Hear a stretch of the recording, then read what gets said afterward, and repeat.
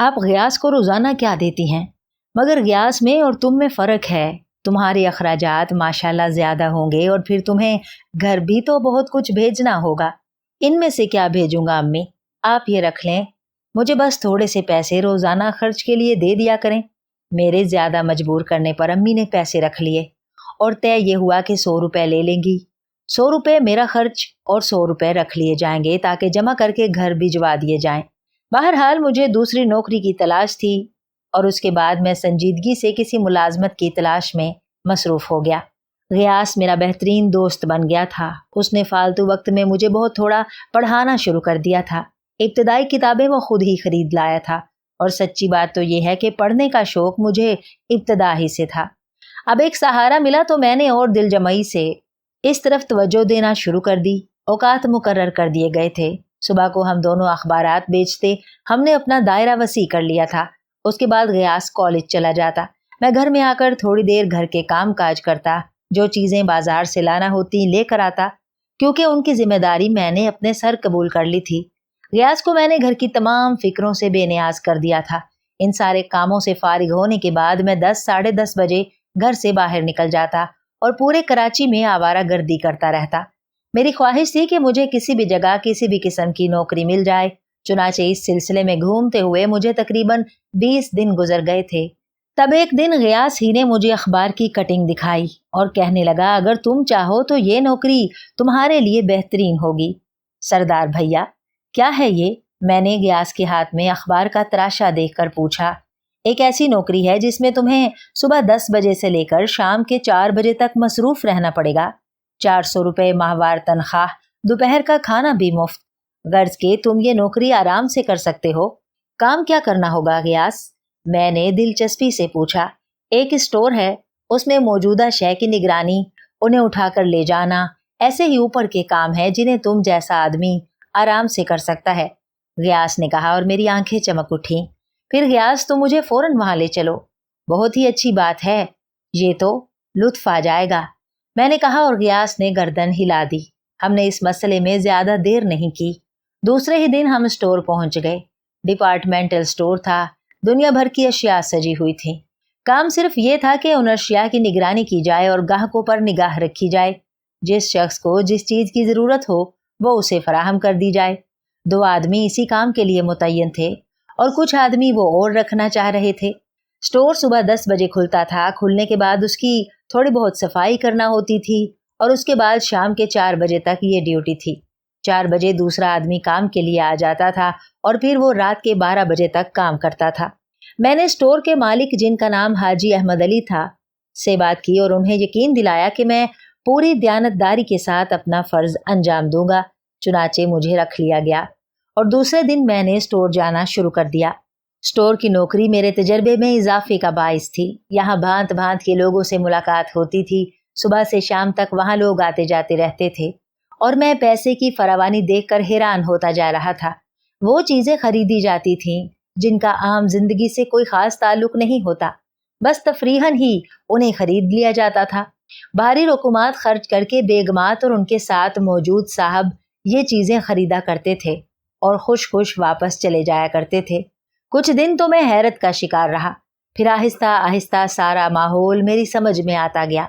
यहाँ कुछ लोग इतने दौलतमंद थे कि उनकी निगाहों में पैसे की कोई हकीकत नहीं थी और कुछ ऐसे थे जो पेट भरने के लिए भी तरसते थे। अजीब तसावुल था जिंदगी में, हर शख्स मुख्तलिफ हैसियत का मालिक। आहिस्ता आहिस्ता ये माहौल मेरे जहन में उतरता जा रहा था और मैं जिंदगी की इन हकीकतों से रोशनास होता जा रहा था जिनके बारे में मुझे पहले मालूमात नहीं थी। मैं सोचता था कि मैं इन लोगों में कभी शामिल नहीं हो सकता जो लंबी लंबी हसीन कारों में बैठ कर आते हैं, जो आला मलबूसात में मलबूस, ऊंचे जोड़े और खूबसूरत कपड़े पहने बेगमात के साथ आते हैं और अपनी अमारत के मजाहरे करके चले जाते हैं। मैं तो एक मामूली सा इंसान हूँ और मामूली ही रहूंगा। यहाँ मुझे महीने की पहली तनख्वाह 400 रुपये मिली और मैंने वो भी ले जाकर अम्मी के कदमों में डाल दी। तब उन्होंने नहायत दयानत और खलूस से वो रुपए निकाल कर मुझे दिए जो जमा किए थे और कहने लगी, बेटे अब ये 500 रुपये तुम घर भिजवा दो। नहीं अम्मी, अभी तो नहीं, इनकी यहाँ जरूरत होगी। मैंने कहा, तुम्हें क्या जरूरत है?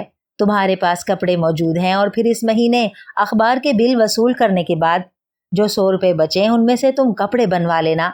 आइंदा महीने हम घर कुछ नहीं भेजेंगे, लेकिन उसके बाद तीसरे महीने हम तकरीबन 700 रुपये घर भिजवा देंगे ताकि उनका भी काम चल जाए।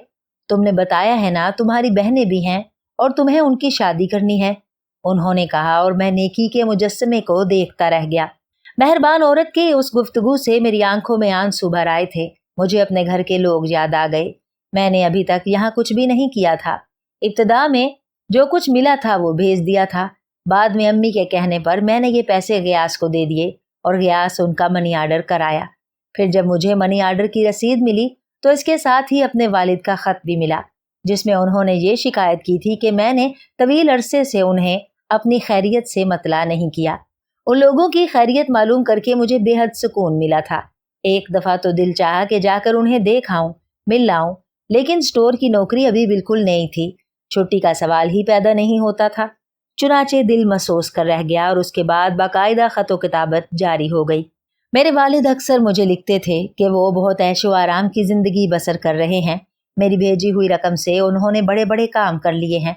बहनों के लिए कुछ ऐसा सामान खरीद लिया है जिनसे उनकी शादी होने में मदद मिलेगी। वालिद साहब ने यह भी लिखा था कि बहनों के लिए रिश्तों की तलाश जारी है। ये भी लिखा था कि जिस कदर मुमकिन हो सके मैं बहनों का जहेज जमा करने के लिए ज़्यादा से ज़्यादा रकम भेजूं, और मैंने उन्हें जवाब में लिख दिया था कि मैं इंतहाई कोशिश कर रहा हूं। लेकिन अब मेरी ये कोशिश महदूद थी। आमदनी कुछ और बढ़ गई थी। उसकी वजह यह थी कि मुझे 10 बजे तक की फुर्सत थी। गयास को तो मैंने तकरीबन पढ़ने के लिए आज़ाद ही छोड़ दिया था। हालांकि वो सख्त शर्मिंदा था और कहता था कि मैं ज़्यादा मेहनत करता हूँ और मुआवजे में वो शरीक हो जाता है। मैंने उसकी बात का बुरा मानकर उसे खामोश कर दिया था। मैंने उससे कहा था कि गयास, मैं तुम्हारा बड़ा भाई हूँ, और अगर तुम्हारा बड़ा भाई होता तो क्या वो तुम्हें कुछ करने देता? कम अज कम इतनी मदद तो मुझसे भी हासिल कर लो कि अपनी पढ़ाई पर पूरी तवज्जो दो और ये छोटे मोटे काम मुझे कर लेने दो। बाहर सूरत घर का निज़ाम बेहतर तौर पर चल रहा था। यूं चंद माह और गुजर गए। बज़ाहिर जिंदगी पुरसुकून थी, लेकिन मैंने एक बात कही थी ना कि कराची की जिंदगी में सुकून कहाँ। अब मैं कराची के काफी हिस्सों से वाकिफ हो गया था। छुट्टी के दिन अक्सर घूमने फिरने निकल जाते थे। गयास ने मेरे लिए भी एक साइकिल खरीद दी थी और हम दोनों साइकिल पर न जाने कहाँ कहाँ मारे मारे फिरते थे। लेकिन ये प्रोग्राम सिर्फ छुट्टी के दिन का हुआ करता था। इसके अलावा गयास बदस्तूर मुझे पढ़ा रहा था। अब मैं उर्दू बहुत अच्छी तरह लिखने और पढ़ने लगा था, बल्कि थोड़ी बहुत अंग्रेजी में भी शुद्ध बुद्ध हो गई थी। मेरा हुलिया बदलता जा रहा था और मुझे यूं महसूस होता था जैसे मेरा मुस्तकबिल मेरा रास्ता तक रहा हो। एक बेहतर मुस्तकबिल जिसमें शायद बेहतर जिंदगी भी नसीब हो जाए। मैं और गयास अक्सर मुख्तलिफ प्रोग्राम बनाया करते थे।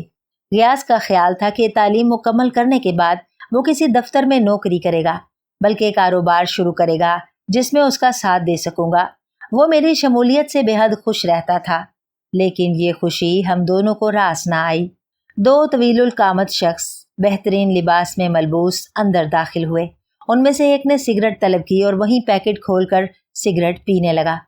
दफतन उसकी निगाह मुझ पर पड़ी और वो एकदम इस तरह उछल पड़ा जैसे उसने किसी खौफनाक चीज को देख लिया हो।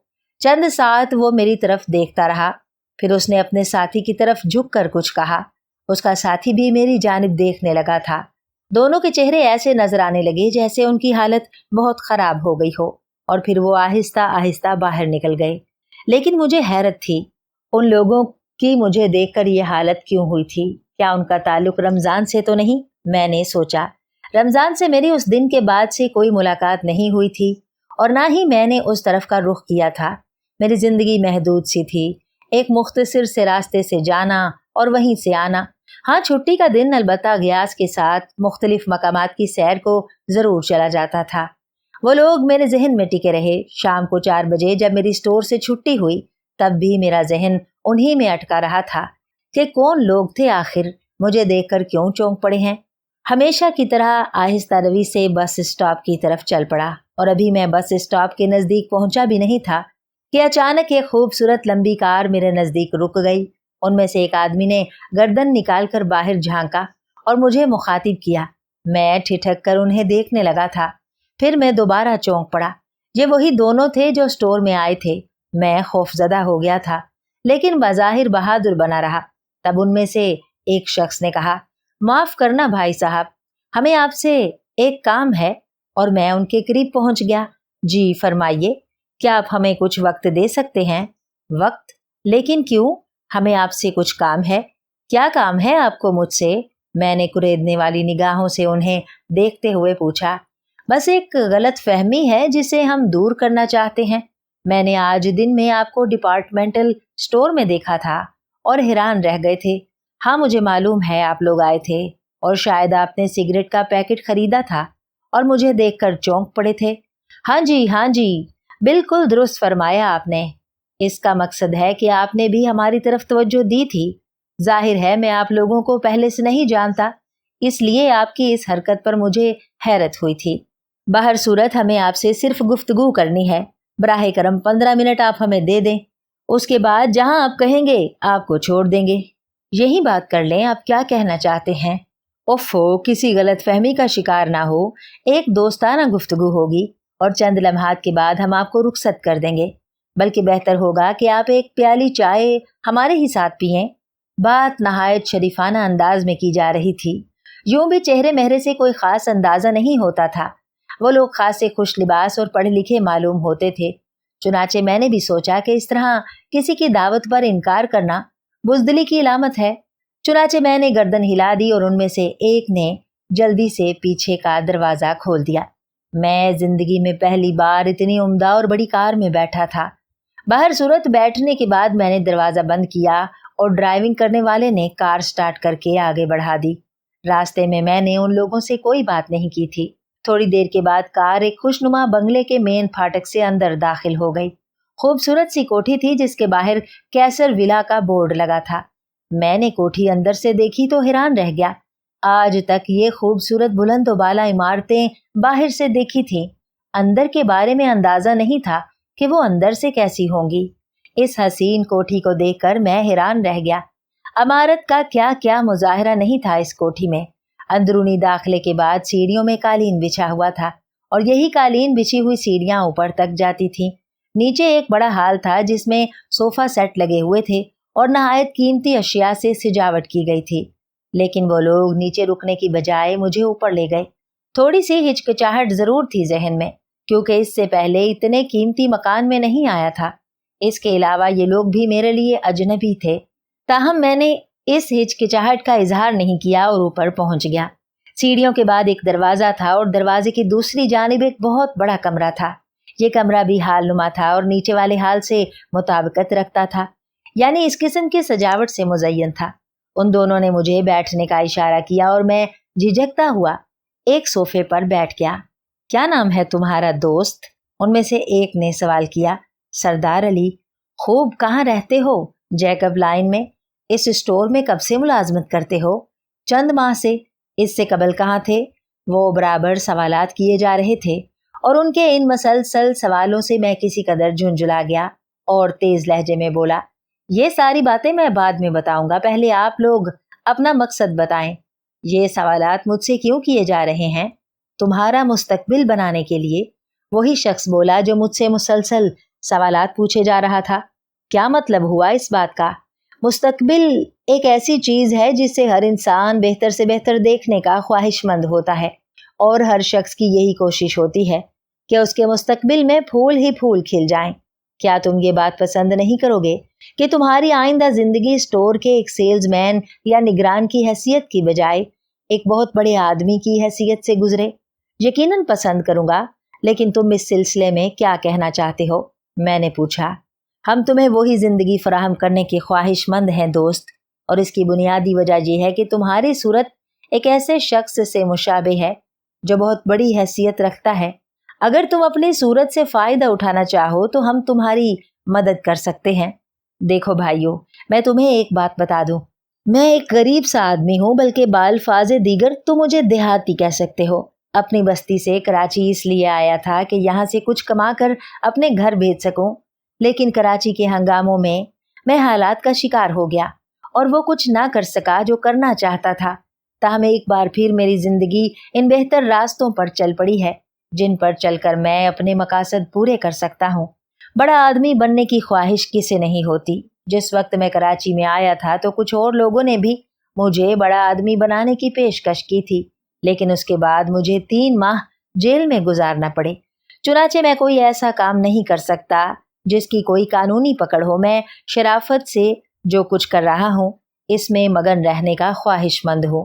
بالکل ٹھیک ہے، لیکن اگر تمہیں یقین ہو جائے کہ تم جو کام کر رہے ہو وہ کسی طور پر تمہارے لیے نہ تو نقصان دہ ہے اور نہ ہی تمہارے ضمیر پر بوجھ ہو، اور اس کے بعد تمہیں بہتر زندگی کے مواقع مل رہے ہوں، تو کیا تم انہیں ٹھکرا دو گے؟ تمہارا مقصد کیا ہے؟ پہلے تم مجھے اپنا مقصد بتاؤ، میں نے پوچھا۔ ہم لوگ نہایت شریفانہ ماحول میں شریفانہ انداز کی گفتگو کر رہے ہیں، اس لیے ہمیں دوستوں کی طرح سارے مسائل پر غور کر لینا چاہیے۔ ہم نے تمہیں دیکھا، اور اگر تم اس صورت سے ملتے جلتے نہ ہوتے تو شاید ہم تمہاری طرف توجہ نہ دیتے۔ بہر صورت تمہیں پوری بات بتا دی جائے گی، اس کے بعد تم فیصلہ کر لینا کہ تم ہمارے ساتھ تعاون کرنے پر آمادہ ہو سکتے ہو یا نہیں۔ اگر تم نے انکار کیا تو ہم تمہیں مجبور نہیں کریں گے۔ تب ٹھیک ہے، بہت بہت شکریہ۔ اب آپ لوگ مجھے بتائیں کہ مجھے آپ کے لیے کیا کرنا ہے۔ 1 منٹ، وہ شخص بولا، پھر دوسرے سے مخاطب ہو کر کہنے لگا، بھائی کچھ چائے وائے کا بندوبست نہیں کرو گے؟ اب اتنی بد اخلاقی بھی کس کام کی؟ جو کچھ بھی ہیں ہمارے دوست ہیں، اگر یہ ہمارے ساتھ تعاون پر آمادہ نہیں بھی ہوتے تب بھی انہیں پیشکش کریں گے کہ ہمارے دوست رہیں۔ جاؤ ہلکے پھلکے ناشتے کا بندوبست کرو۔ میرا خیال ہے اس کی ضرورت نہیں ہے جناب، بہتر یہ ہے کہ ہم لوگ کام کی بات کریں، اس کے بعد مجھے جانا بھی ہے۔ نہیں سردار، اس انداز میں پیش مت آؤ، میں نے کہا نا ہم دوستانہ انداز میں بھی گفتگو کر سکتے ہیں۔ اس نے دوسرے آدمی کو اشارہ کیا اور وہ اٹھ کر باہر چلا گیا۔ ویسے تم نے ہم لوگوں کے نام نہیں پوچھے، منتظر تھا کہ تم لوگ خود ہی اپنا نام بتا دو۔ میرا نام شیراز ہے اور یہ میرا دوست محمود۔ بہت خوب، بہت خوشی ہوئی آپ لوگوں سے مل کر۔ ویسے تم کچھ پڑھے لکھے ہو سردار؟ بالکل نہیں، بس یوں سمجھ لیں کہ دیہات سے آنے کے بعد کراچی میں رہا، پھر کچھ ایسے کرم فرما مل گئے جنہوں نے زندگی گزارنے میں مجھے بڑی مدد دی۔ انہی میں سے ایک شخص نے مجھے تھوڑا بہت پڑھانا بھی شروع کر دیا۔ اب اردو وغیرہ پڑھ لکھ لیتا ہوں، تھوڑی بہت انگلش کی شدھ بدھ بھی ہے، لیکن پڑھا لکھا نہیں ہوں۔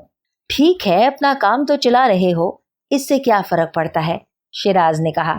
وہ بڑے نرم اور میٹھے لہجے میں گفتگو کر رہا تھا۔ چند ساعت کے بعد یہ احساس میرے ذہن سے نکل گیا کہ یہ شخص میرے لیے اجنبی ہے اور کسی غلط انداز سے مجھے یہاں لایا ہے۔ تھوڑی دیر بعد محمود بھی واپس آ گیا اور ہماری گفتگو میں شریک ہو گیا۔ تھوڑی دیر کے بعد ایک ملازم ایک خوبصورت ٹرالی دھکیلتا ہوا اندر سے آیا۔ ٹرالی پر نفیس برتنوں میں چائے سجی ہوئی تھی، اس کے علاوہ کچھ پھل اور ڈرائی فروٹ بھی تھا۔ ملازم نے بڑے ادب سے پلیٹیں ہماری طرف سرکائیں، پھر چائے بنانے لگا۔ چائے بنا کر اس نے ایک پیالی میرے سامنے رکھ دی اور ایک ایک ان دونوں کو دے دی۔ ہم لوگوں نے اپنی اپنی پیالیاں اٹھا لی تھیں، پھر ہم لوگ چائے سے چھوٹے چھوٹے گھونٹ لینے لگے۔ مجھے ڈرائی فروٹ میں سے کچھ لینے کے لیے کہا گیا۔ میں نے تکلفاً ان میں سے چند چیزیں اٹھائیں اور شغل کرنے لگا۔ اس کے ساتھ میں چائے بھی پی رہا تھا۔ ہاں تو سردار، تم ہمارے لیے اتنی بڑی حیثیت رکھتے ہو کہ ہم بیان نہیں کر سکتے، بلکہ یوں سمجھو کہ تم ایک طرح سے ہماری مشکلات کا حل بھی ہو۔ مگر کس طرح؟ مجھے تعجب ہے کہ مجھ جیسا شخص بھی کسی کے کام آ سکتا ہے۔ میں نے تعجب سے پوچھا۔ ہاں درست، بعض اوقات مطلوبہ چیزیں ایسی ہی جگہ مل جاتی ہیں جس کا ہم تصور بھی نہیں کر سکتے، شیراز نے محمود کی طرف دیکھ کر کہا اور محمود مسکرانے لگا۔ ہاں یہ دوست ہے، میں نے بھی ان کی بات میں شامل ہونے کی غرض سے کہا اور چائے کا آخری سپ لے کر پیالی ٹرالی پر رکھ دی۔ لیکن پیالی رکھتے ہی اچانک میرا ہاتھ لرز اٹھا اور پھر مجھے اپنے سر میں شدید چکر محسوس ہوا اور پھر یہ چکر بڑھتے چلے گئے۔ میں نے آنکھیں بند کر لیں اور سر زور سے جھٹکا، لیکن یہ جھٹکا بھی عجیب ہی تھا۔ یوں لگا جیسے دماغ کھوپڑی سے نکل کر کہیں دور جا پڑا ہو۔ سارا دماغ خالی خالی محسوس ہو رہا تھا اور پھر آخری احساس یہ تھا کہ میں ایک طرف گر رہا ہوں۔ اس کے بعد کوئی اور احساس نہ رہا۔ یہاں سے میری زندگی کے دوسرے رخ کا آغاز ہوا تھا۔ اس بے ہوشی کے بعد جب میری آنکھ کھلی اور احساس جاگا تو میں نے اپنے بدن کے نیچے ایک نرم بستر محسوس کیا۔ जिस कमरे में मैंने आंख खोली ये वो नहीं था जहां मैं बेहोश हुआ था। बड़ी बदली हुई कैफियत का हामिल कमरा था। दीवारों पर खूबसूरत रंग और जगह जगह हसीन तस्वीर। बिस्तर के बिल्कुल सामने एक पुररोब और मुअम्मर शख्स की तस्वीर एक चौड़े फ्रेम में लगी हुई थी। कमरे का माहौल बहुत खूबसूरत था। रोशनी नहायत हल्की। चंद साथ तो मैं उस माहौल का जायजा लेता रहा। फिर जब एहसास पूरी तरह जाग उठा तो मैं घबराए हुए अंदाज में दोनों हाथ टेक कर उठ गया। हाथ टेकने से मेरे दोनों हाथ गद्दे में धंस गए थे। बड़ा नरम और बड़ा ही नफीस गद्दा था। मैंने दहशतजदा अंदाज में चारों तरफ देखा और पलंग से नीचे कूद गया। तब मुझे एहसास हुआ कि मेरे बदन पर जो लिबास है वो भी मेरा अपना नहीं है। सिल्क का एक खूबसूरत स्लीपिंग सूट था जो मेरे बदन पर था। मैंने मुतहय्यराना अंदाज में सूट देखा और फिर अपने लिबास के लिए चारों तरफ निगाहें दौड़ाई, लेकिन लिबास का कहीं पता नहीं था। ये सब कुछ मेरी समझ से बाहर था। ना जाने मैं कौन से तिलिस्म में आ गया था। वो दोनों नौजवान ना जाने कहाँ चले गए थे और ना जाने उनका मुझे यहाँ लाने का मकसद क्या था। लेकिन मेरा जहन चकराने लगा। कोई बात मेरी समझ में नहीं आ रही थी। तब मैंने इस कमरे का दरवाज़ा तलाश किया और उसके सामने पहुंच गया। दरवाजे को खोलने की कोशिश की तो वो बाहर से बंद मिला। मैंने जोर जोर से दरवाज़ा बजाना शुरू कर दिया था। दरवाज़ा खोलने में देर न लगी। जो सूरत मेरे सामने आई चौंका देने वाली थी। शानों से लेकर पैर के टखनों तक सुर्ख मैक्सी में मलबूस लड़की अपनी हसीन आंखों से मुझे देख रही थी। उसके होंठों पर एक दिलावेज मुस्कुराहट थी, ऐसी मुस्कुराहट जो किसी का दिल लूट ले। हेलो हारून, उसने नरमंगी आवाज में पूछा और मैं सरासीमा सा उसकी शक्ल देखने लगा।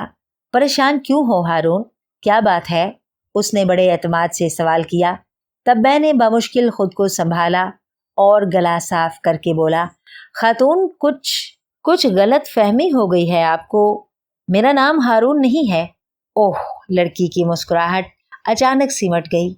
उसने रहम आमेज निगाहों से मुझे देखा, फिर मगमूम से अंदाज में गर्दन हिलाकर बोली, ठीक है, अंदर तो चलो। दरवाज़ा क्यों बजा रहे हो? मैं बाहर जाना चाहता हूँ, मैंने कहा। चले जाना हारून, अंदर तो चलो, उसने इस अंदाज में कहा जैसे अफसुर्दा हो गई हो। मैंने अर्ज किया, ना खातून, मेरा नाम हारून नहीं सरदार है। अच्छा, जो तुम कह रहे हो वही ठीक होगा, लेकिन अंदर तो चलो। बाहर कहाँ जा रहे हो? मैं हर कीमत पर बाहर जाना चाहता हूँ, मैंने सर्द लहजे में कहा और लड़की के चेहरे पर एक तगय्युर नुमाया हो गया। उसने पलटकर अपने अकब में देखा, फिर होंठों पर जबान फेरती हुई बोली, अच्छा आओ, और दरवाजे के सामने से हट गई। मैंने बाहर निकलकर उस तवील राहदारी को देखा जिसके दोनों समत दीवारें थीं और इन दीवारों पर इंतहाई खूबसूरत नकूश कंदा थे। फर्श पर इतना मोटा कालीन बिछा हुआ था कि उसमें पांव धंसे जाते थे। लड़की मेरे आगे आगे चल रही थी। उसकी चाल बेहद खूबसूरत थी। उसके हुस्न से मैं कुछ मरूब सा हो गया था। इस राहदारी का इख्तिताम एक और दरवाजे पर हुआ। लड़की उस दरवाजे से गुजर गई। मैं भी उसके पीछे पीछे था। ये एक कुशादा कमरा था और इस कमरे में 4 आदमी एक मेज के गिर्द बैठे ताश खेल रहे थे। उन्होंने गर्दन उठाकर हमें देखा और फिर उछलकर खड़े हो गए। अरे, हारून साहब जाग गए? उनमें से एक ने किसी कदर परेशान लहजे में कहा। हाँ, लेकिन तबीयत ठीक नहीं है। ओह, क्या बात है? बस वही कह रहे थे, मैं हारून नहीं हूँ, लड़की ने जवाब दिया। ओह, डॉक्टर को बुलाऊं? उसी शख्स ने जवाब दिया। जैसा तुम पसंद करो, मेरा ख्याल है डॉक्टर साहब होंगे, लड़की ने उलझे हुए अंदाज में कहा। क्यों नहीं, मैं जाता हूँ। सुनो, मैंने उस शख्स को मुखातिब किया और वो रुक गया। कहाँ जा रहे हो? मैंने भारी लहजे में पूछा। वो कुछ नहीं, हारून साहब अभी आया। रुक जाओ, तुम लोग शदीद गलत फहमी का शिकार हो। मैं बता चुका हूँ, मेरा नाम हारून नहीं सरदार है। और सुनो, अगर तुमने मेरी बात ना सुनी तो फिर जो कुछ होगा उसके जिम्मेदार तुम खुद होगे। बेहतर है हारून साहब। ठीक है, लेकिन मैं अभी वापस आ जाऊंगा, बस सिर्फ चंद लम्हात के लिए। पहले मेरी पूरी बात सुन लो। मैं एक बार फिर कहता हूँ कि तुम लोग किसी शदीद गलत फहमी का शिकार हो। मेरा नाम हारून नहीं सरदार है। मैं जैकब लाइन की एक झोंपड़ी में रहता हूँ। कुछ लोग मुझे अपने साथ ले गए थे। वहां उन्होंने अपने बंगले में मेरी खातिर मदारत की और मैं बेहोश हो गया। اس کے بعد میری آنکھ یہاں کھلی ہے۔ میری خواہش ہے کہ تم اپنی غلطی کا ازالہ کر لو اور مجھے یہاں سے جانے دو۔ میری آواز میں کافی سختی تھی۔ وہ سب ایک دوسرے کی صورت دیکھنے لگے۔ پھر وہ لڑکی میرے نزدیک پہنچ گئی اور میرے بازو پر ہاتھ رکھتے ہوئے بولی، اگر آپ کا نام سردار ہے تو کوئی حرج نہیں ہے، آئیے ہمارے ساتھ دوسرے کمرے میں چلیے، کچھ باتیں کریں گے اور اپنی غلط فہمی دور کریں گے۔ اس کے بعد جہاں آپ کہیں گے وہیں آپ کو پہنچا دیا جائے گا۔ میں نے لڑکی کے چہرے کی جانب دیکھا۔ یوں لگ رہا تھا جیسے یہ سب کے سب جھوٹ بول رہے ہوں اور کسی خاص وجہ سے مجھے بے وقوف بنانے پر تلے ہوئے ہوں، لیکن میں ان کے درمیان تھا۔ میرے بدن پر میرا لباس بھی نہیں تھا، چنانچہ میں نے سوچا مصلحت سے کام لینا چاہیے۔ نہ جانے ان لوگوں کا مقصد کیا ہے۔ کراچی میں رہتے ہوئے خاصا وقت گزر گیا تھا اور اب میں اہل کراچی سے تھوڑا تھوڑا واقف بھی ہو گیا تھا، چنانچہ میں نے یہی مناسب سمجھا کہ خاموشی اور نرمی سے ہی اپنا کام نکالا جائے، ورنہ یہ بھی ہو سکتا ہے کہ کسی مصیبت میں گرفتار ہو جاؤں۔ چنانچہ میں نے گردن ہلا دی۔ لڑکی اس بار اس کمرے میں بنے ہوئے ایک اور دروازے کی جانب بڑھی تھی اور اس کے بعد وہ میرے ساتھ راہداری سے گزر کر ایک کمرے میں داخل ہو گئی۔ عجیب سی عمارت تھی، ہر جگہ قالین بچھے ہوئے تھے۔ اتنی خوبصورت عمارت میں نے زندگی میں پہلی بار دیکھی تھی۔ یہ دوسرا کمرہ بھی انتہائی حسین چیزوں سے آراستہ تھا، جن کا ذکر کرنا اب فضول ہی ہے۔ یہاں ایک صوفہ سیٹ بھی پڑا ہوا تھا۔ لڑکی نے مجھے بیٹھنے کا اشارہ کیا اور پھر خود اس انداز میں ایک سمت بڑھی جیسے بیٹھنے جا رہی ہو، لیکن دوسرے لمحے غڑاب سے باہر نکل گئی تھی اور ایک بار پھر دروازہ بند ہو گیا۔ میں اچھل کر کھڑا ہو گیا اور زور زور سے دروازہ پیٹنا شروع کر دیا، لیکن اس بار دروازہ نہیں کھلا تھا۔ میں سراسیمہ اور پریشان سا کمرے کے چاروں طرف دیکھنے لگا۔ یا اللہ، یہ نیا چکر چل گیا۔ اس بار اگر پھنسا تو کسی بہت بڑی مصیبت میں ہی پھنسوں گا، میں سوچ رہا تھا۔ دروازہ پیٹتے ہوئے کافی دیر گزر گئی لیکن کوئی جواب نہ ملا۔ میں تھک ہار کے دوبارہ صوفے پر جا بیٹھا اور دونوں ہاتھوں سے سر پکڑ لیا۔ کیا کروں؟ کس طرح اس جنجال سے اپنی جان بچاؤں؟ یہ کون لوگ ہیں؟ کیا چاہتے ہیں؟ کیا یہ لوگ واقعی کسی غلط فہمی کا شکار ہیں یا ڈرامہ کر رہے ہیں؟ پھر مجھے دروازہ کھلنے کا احساس بھی نہیں ہوا تھا۔ اس بار جو لوگ اندر آئے وہ عمدہ قسم کا سوٹ پہنے ہوئے تھے۔ وہ لڑکی بھی ان کے ساتھ تھی۔ سب سے آگے ایک طویل القامت شخص تھا جس کے بال سفید تھے لیکن چہرہ صحت مند نظر آ رہا تھا۔ آنکھوں پر موٹے شیشوں کا چشمہ لگا ہوا تھا۔ اس کے ہونٹوں پر ایسی مسکراہٹ تھی جس میں شفقت کا تاثر نمایاں تھا۔ میں چونک کر کھڑا ہو گیا۔ بیٹھو بیٹھو، اس شخص نے پرسکون اور نرم لہجے میں کہا۔ میں جاننا چاہتا ہوں کہ آپ لوگ کون ہیں اور مجھے کیوں پریشان کر رہے ہیں؟ میں نے سوال کیا۔ بیٹھو تو صحیح، ضد نہ کرو، بیٹھ جاؤ۔ طویل القامت شخص نے میرا بازو پکڑ لیا اور مجھے اندازہ ہوا کہ اس کا ہاتھ خاصا سخت ہے۔ اس نے مجھے کسی قدر طاقت صرف کر کے نیچے بٹھا دیا اور پھر وہ میرے نزدیک ہی صوفے پر بیٹھ گیا۔ میں تمہارا معائنہ کرنا چاہتا ہوں۔ آخر کیوں؟ مجھے کیا بیماری ہے؟ کچھ نہیں بیٹے، کچھ نہیں۔ دیکھو، جو کہا جا رہا ہے کرو۔ ہم تمہارے دوست ہیں، دشمن نہیں۔ محترم، مجھے دوستوں کی ضرورت نہیں۔ میں نہیں جانتا کہ مجھے یہاں آئے ہوئے کتنا وقت گزر گیا۔ میں ایک ملازمت پیشہ آدمی ہوں اور اگر اپنے گھر نہ پہنچا تو نہ صرف یہ کہ میری ماں، بہن اور بھائی پریشان ہوں گے بلکہ میری ملازمت بھی خطرے میں پڑ سکتی ہے۔ ملازمت؟ کیا بات کر رہے ہو ہارون؟ تم تو خود ایک بہت بڑی شخصیت ہو، تم تو خود 10 ملازم رکھ سکتے ہو، اس شخص نے کہا۔ بس یہی غلط فہمی ہے آپ کو۔ میں ان سب کو بتا چکا ہوں کہ میرا نام ہارون نہیں، سردار ہے، میں نے کہا، اور وہ شخص دوسرے لوگوں کی طرف دیکھنے لگا۔ تب ان میں سے ایک اور شخص نے، جس کی بڑی بڑی مونچھیں تھیں اور تھوڑی پہ ایک بڑا سا مسا تھا، آگے بڑھ کر کہا، میرا خیال ہے صاف بات کر لینا مناسب ہوگا، بجائے اس کے کہ اسے پریشان کیا جائے۔ صاف صاف بات کیوں نہ کر لی جائے؟ جیسی تمہاری مرضی۔ سفید بالوں والے نے شانے ہلائے اور صوفے سے کھڑا ہو گیا۔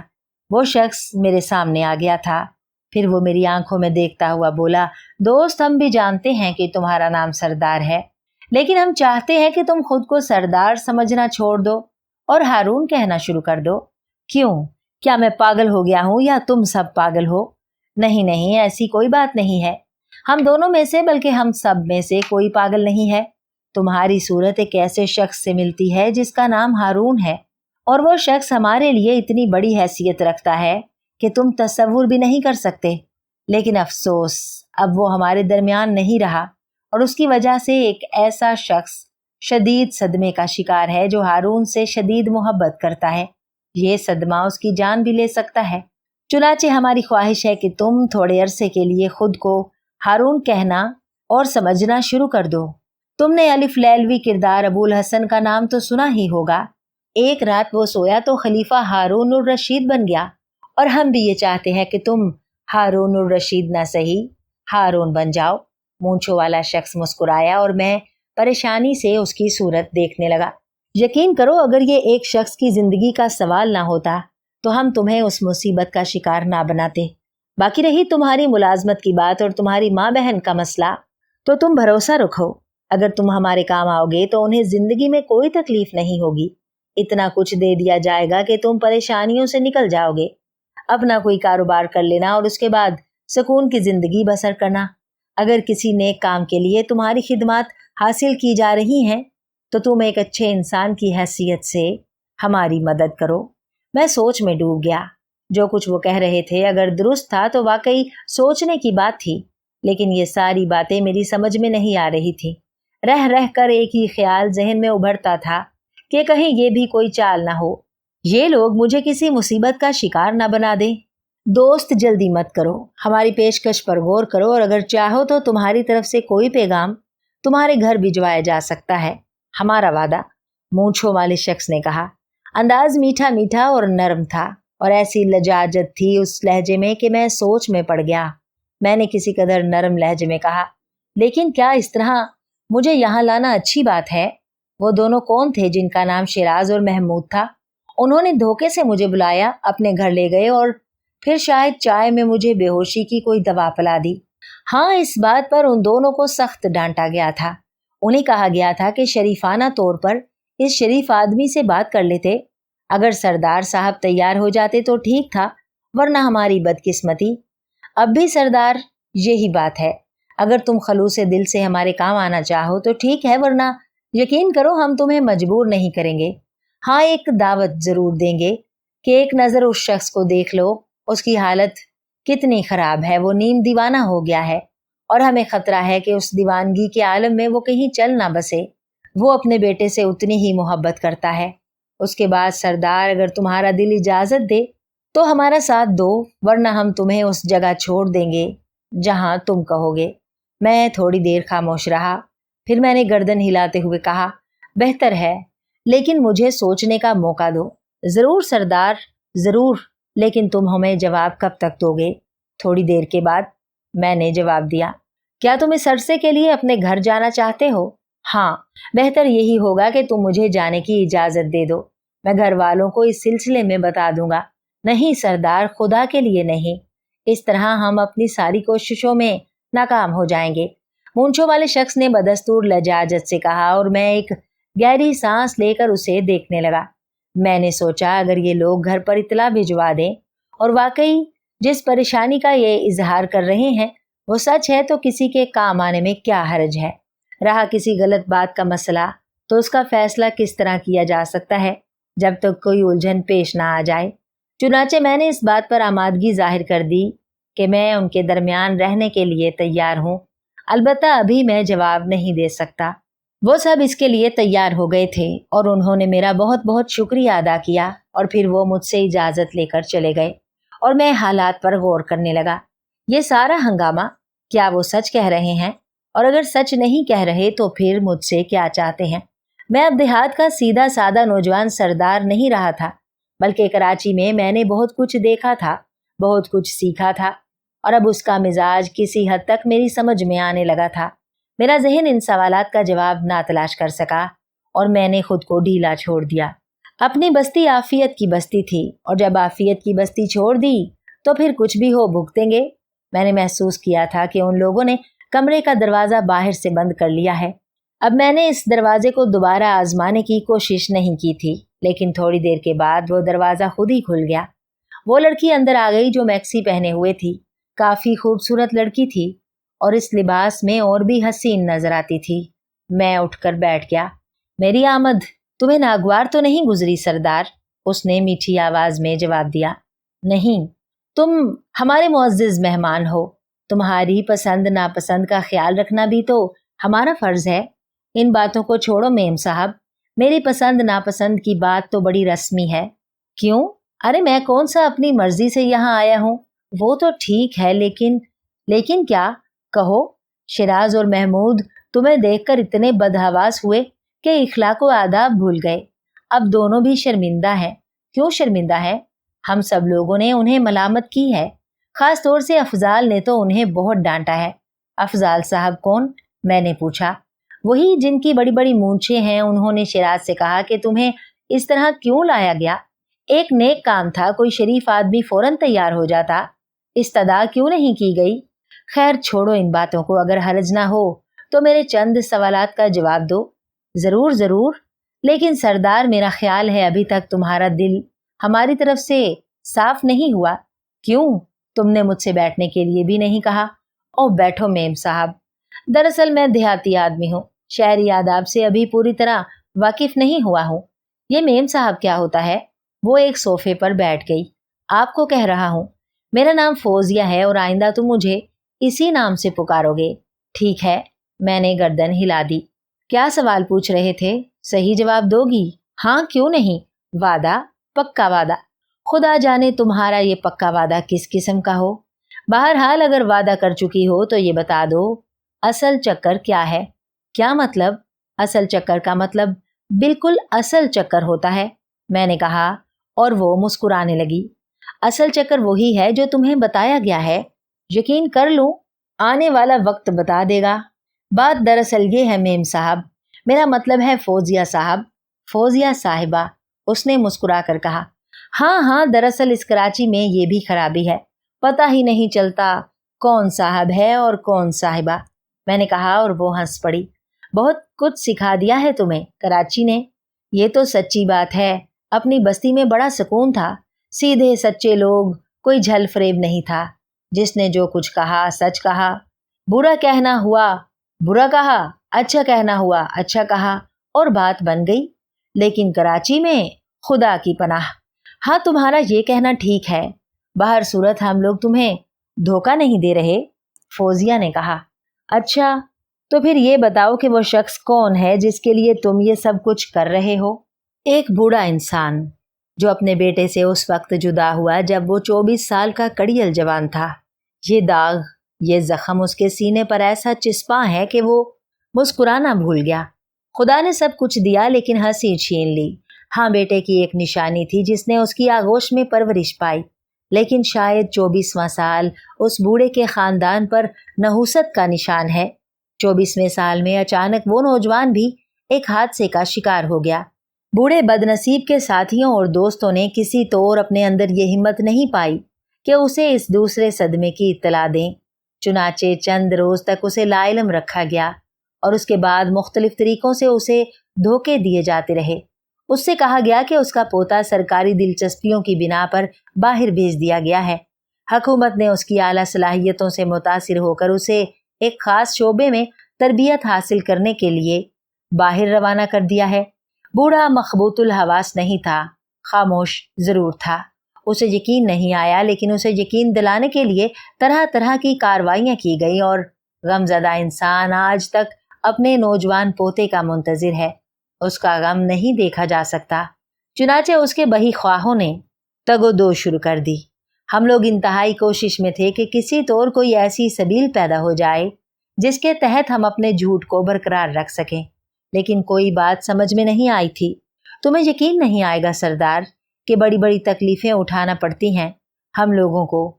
باہر سے بوڑھے کے نام باقاعدہ خطوط آیا کرتے تھے۔ ہارون کی تحریر کی نقل کرنے کے لیے ہم نے انتہائی محنت کر کے ایک شخص کو تیار کیا جو ہارون کی تحریر میں خط لکھتا تھا جو یہاں سے باہر بھیجے جاتے تھے، اور ہمارے کرم فرما جو باہر ہیں یہ ان کا احسان ہے کہ وہی خطوط پوسٹ کر کے براہ راست اس بزرگ کے پاس بھیجا کرتے تھے۔ بزرگ کو خطوط سے کچھ ڈھارس بند گئی، لیکن اب اس کا مطالبہ زور پکڑتا جا رہا ہے کہ اس کے پوتے کو جلد بلایا جائے۔ اس نے حکومت سے مطالبہ کیا ہے اور ہم لوگوں کی انتہائی کوششوں سے حکومت کو بھی اس معاملے میں ملوث ہونا پڑ گیا ہے۔ और उसने वादा किया है कि बहुत जल्द उसके पोते को बुलवा लिया जाएगा। ये कतई इत्तफाक है सरदार कि तुम उससे इस कदर मुशाबा हो कि दुनिया का हर फर्द धोखा खा सकता है। चुनाचे शिराज और महमूद ने तुम्हें देखकर दीवानावार इस बात का फैसला किया कि तुम्हें इस किरदार की अदायगी के लिए तैयार किया जाए। उन्होंने जिस अंदाज में ये कदम उठाया वो इंतहाई अहमकाना और नाजायज था। इसका हम सबको अफसोस है। हम तो ये जानते हैं कि किसी नेक काम की अदायगी के लिए कोई नेक इंसान मुंह मोड़ ही नहीं सकता। हमें तुमसे भी उम्मीद है सरदार, अगर तुम इस मजलूम बूढ़े को देख लो तो तुम खुद भी हमारे इस फैसले की तायद करोगे। और सरदार, ये बात तो तुम जानते होगे कि किसी के काम आना कितना बड़ा सवाब है, लेकिन महमूद और शिराज की गलत हरकत से तुम्हारे दिल को ठेस पहुंची और तुमने हमारे बारे में गलत अंदाजा लगाया। अगर यही बात हम तुमसे दूसरे अंदाज में कहते तो तुम तैयार हो जाते। लड़की ने कहा और मैं उसे बगौर देखता रहा। फिर मैंने गर्दन हिलाते हुए कहा, अगर तुम सच कह रही हो तो वाकई ये काम इतना बुरा भी नहीं है, लेकिन बीबी मेरे अपने मसाइल इसकी इजाजत कहाँ देते हैं। ओ डियर सरदार, जब तुम हमारे किसी मामले में अपने आप को मुलव्विस करने के लिए तैयार हो तो तुम्हारे मसाइल भी तुम्हारे मसाइल नहीं रहे। हम भी तो उनमें बराबर के शरीक हैं। हम हर वो काम करेंगे जो तुम्हारी सहूलत के लिए होगा। वो तो ठीक है, लेकिन इंसान अपने मसाइल से खुद ही बेहतर तौर पर निपट सकता है। मैंने कहा, बिल्कुल दुरुस्त कहा आपने, लेकिन डियर सरदार, एक बात का मैं तुम्हें यकीन दिलाती हूँ। वो क्या? मैंने सवाल किया। तुम चूंकि हमारे लिए एक ऐसा किरदार अदा कर रहे हो जो हमारे लिए इंतहाई अहम है, और हमें ये भी इल्म है कि तुम्हें उसके लिए अपनी बेपनाह मसरूफियात तर्क करना पड़ेंगी और बड़ी मेहनत करना पड़ेगी। अफसोस मत करना सरदार, नेकी का काम तो है, लेकिन तुम्हारी इस मेहनत के मुआवजे के तौर पर तुम्हें इतना कुछ दिया जाएगा कि फिक्रे माश से आज़ाद हो जाओगे। सिर्फ मेहनत से अपना किरदार अदा करो। ठीक है फौजिया साहिबा, मैं तैयार हूँ। अगर तुम तैयार हो सरदार तो अपना ये अंदाज तर्क कर दो। क्या मतलब? मतलब ये कि हम लोगों के बारे में बुरे अंदाज से सोचना तर्क कर दो। इस फर्ज की अदायगी के लिए अपने आप को पूरी तरह तैयार कर लो। लेकिन उन लोगों ने मेरे साथ अच्छा सलूक नहीं किया फौजिया साहिबा।